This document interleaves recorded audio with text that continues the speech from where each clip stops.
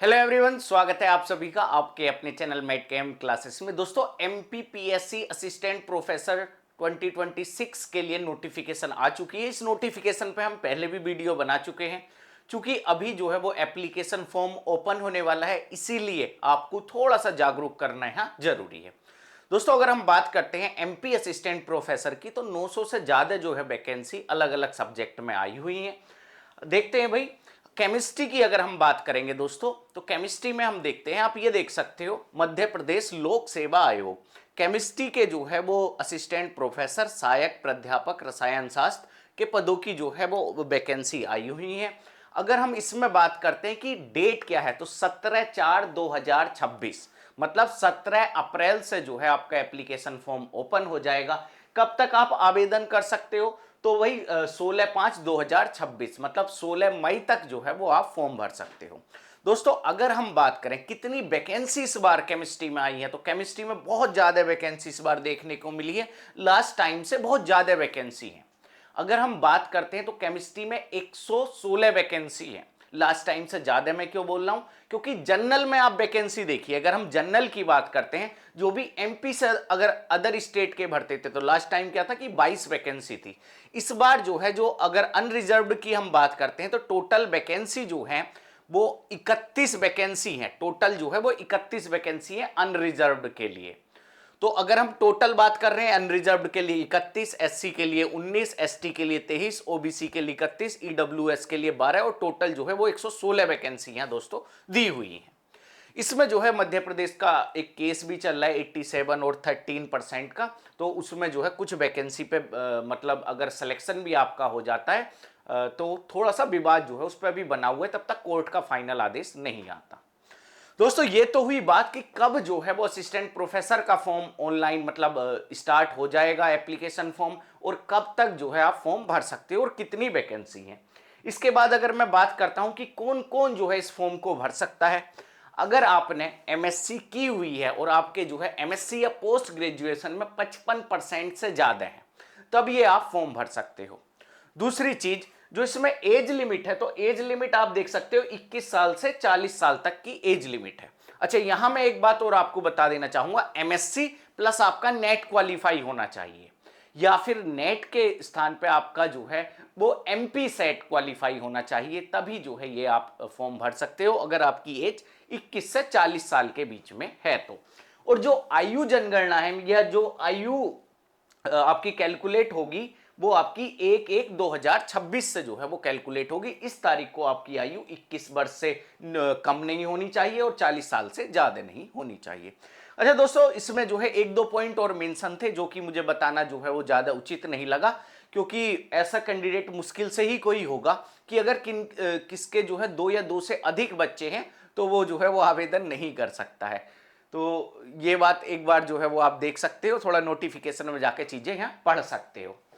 इसके बाद अगर मैं बात करता हूं एग्जाम पैटर्न की, दोस्तों अगर हम यहां बात करते हैं, तो देखिएगा जो आपका एग्जाम पैटर्न है, सबसे पहले जो है आपका एक जीएस का पेपर होगा, और इस बार क्या करा है कि निगेटिव मार्किंग, मतलब 50 में आपको जो है वो क्या बोलते 36% नंबर वो लाने ही होंगे।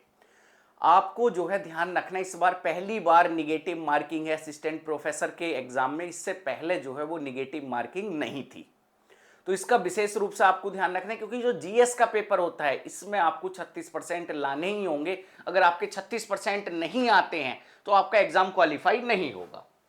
दोस्तों, अगर हम जो है केमिस्ट्री की बात करते हैं, तो केमिस्ट्री में जो है 10 यूनिट दी हुई है। 10 यूनिट कुछ इस प्रकार से हैं। अगर हम बात करते हैं, एक सेकंड, ये आप देख सकते हो, सबसे पहले जो है हम केमिस्ट्री की यहां बात करते हैं, फिर जीएस की बात करेंगे।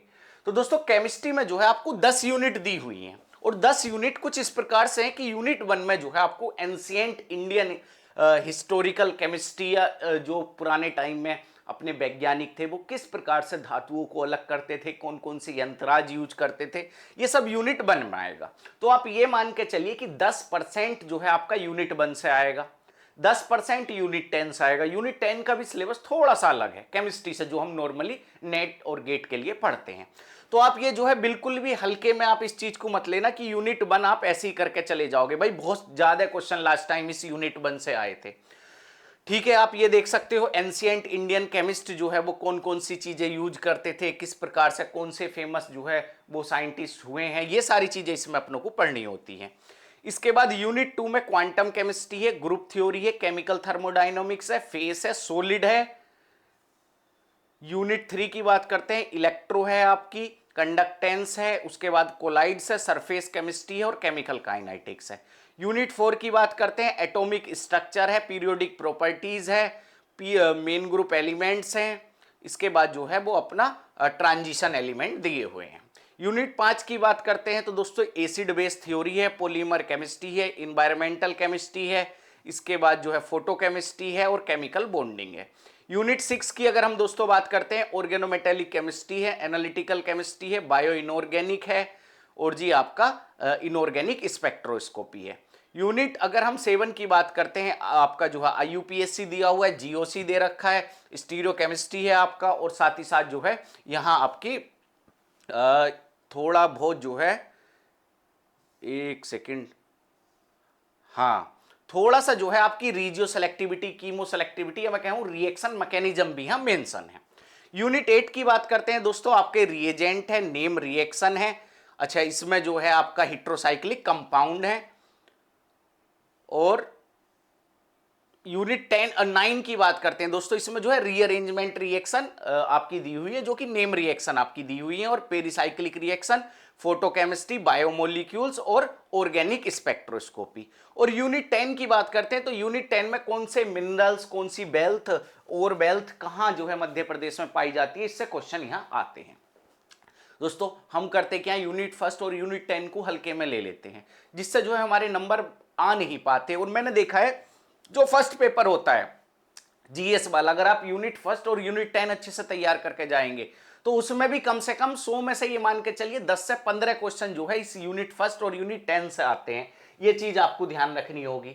दोस्तों अगर हम MP के सिलेबस की बात करते हैं, जो GS का पेपर होगा, तो इसमें सब कुछ जो है वो मध्य प्रदेश का आपको पढ़ना है, जैसे history of Madhya Pradesh, geography of Madhya Pradesh, polity and economy of Madhya Pradesh. इसके बाद जी आपको मध्य प्रदेश के ट्राइबल्स के बारे में पढ़ना होगा, tribes of Madhya Pradesh, heritage, folk culture, folk literature with special reference of Madhya Pradesh. और आपको थोड़ा जो है वो मध्य प्रदेश के स्पेसिफिक करंट अफेयर पढ़ना होगा। वैसे तो इसमें नेशनल इंटरनेशनल मेंशन है, बट मैंने देखा है क्वेश्चन जो मोस्टली आए हुए थे लास्ट टाइम के एग्जाम में, वो आपके जो है वो मध्य प्रदेश से मतलब रिलेटेड क्वेश्चन आए थे। तो दोस्तों ये इसका सिलेबस है। अच्छा, मैं इसमें आपको एक चीज और बता देता हूं, लास्ट टाइम निगेटिव मार्किंग नहीं थी, इस बार निगेटिव मार्किंग है। सेम पैटर्न है, बस निगेटिव मार्किंग इन्होंने यहाँ ऐड की हुई है। दोस्तों आप जो है वो अभी से ही प्रिपरेशन स्टार्ट कर दीजिए, क्योंकि आपका जो एग्जाम होना है वो 30/8/2026 मतलब 30 अगस्त के दिन आपका एग्जाम होगा। तो अगर आप अभी से प्रिपरेशन नहीं करोगे तो ये GS का जो आपका पेपर है ये जो है वो अच्छे से तैयार नहीं हो पाएगा। तो थोड़ी थोड़ी अपनी प्रिपरेशन अभी से स्टार्ट कर दीजिए।